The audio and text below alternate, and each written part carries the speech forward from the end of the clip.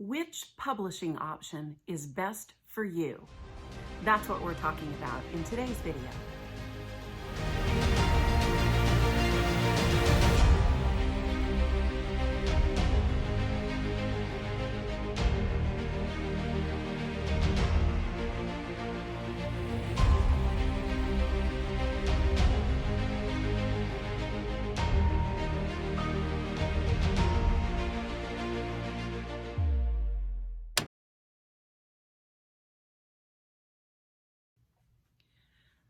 Before you edit your manuscript, it helps to know what kind of publisher you're going to use.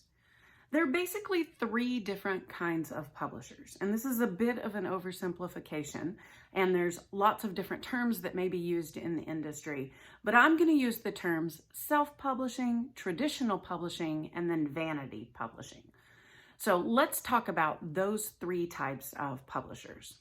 So the first kind of publisher is the traditional publisher. It's what a lot of us aspiring authors want to use to publish our book. I mean, wouldn't it be great to have some big company come and court you and say, I want your words. I want to publish your book. That's what a traditional publisher is. A lot of them are in New York City, but they have imprints all over the world. Big traditional publishers have entire teams that will work on your book.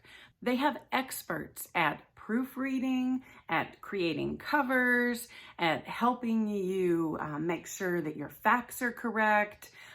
They have legal teams, all of those things to help you. So traditional publishers have a lot to offer. There's also self-publishing.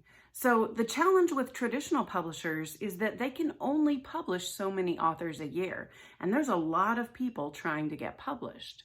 So self-publishing is when you are responsible for your entire book, from manuscript to cover copy to design to proofreading and editing, all of it. You're responsible for it.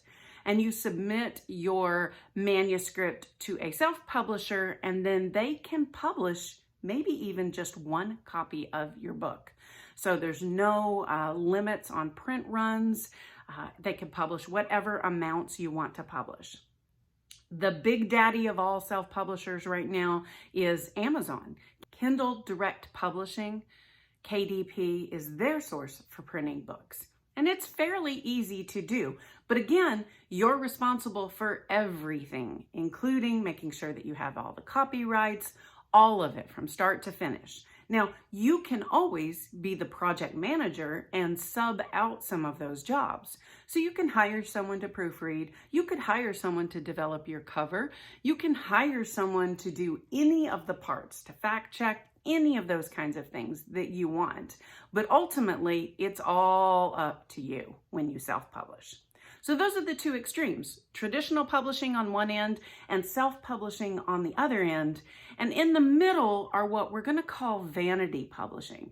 It's not a very flattering name for it. There's other names like subsidiary publishing, things like that. But the idea is it's kind of a hybrid between the two. So it's a company that provides some services, but they're not a traditional publishing company. Usually you'll pay them a fee to publish your book. With traditional publishing, they often will pay you in advance. Sometimes they don't pay in advance, but they do pay you royalties. In self-publishing, you don't pay anything, you just submit it. But with that hybrid in between, you'll pay a fee and you'll get some services. So now you have to decide which of those options is right for you. After you've finished your draft, you may not yet know where you want to publish. You may still be holding out for a traditional publisher, but maybe holding in the wings the idea of a self-publishing as a way to get your book finished. But by the time you're done with your draft, you really need to know, because the way you edit your book is going to depend on which publisher you are using. So which publisher do you think would be the right publisher for the book you're working on right now?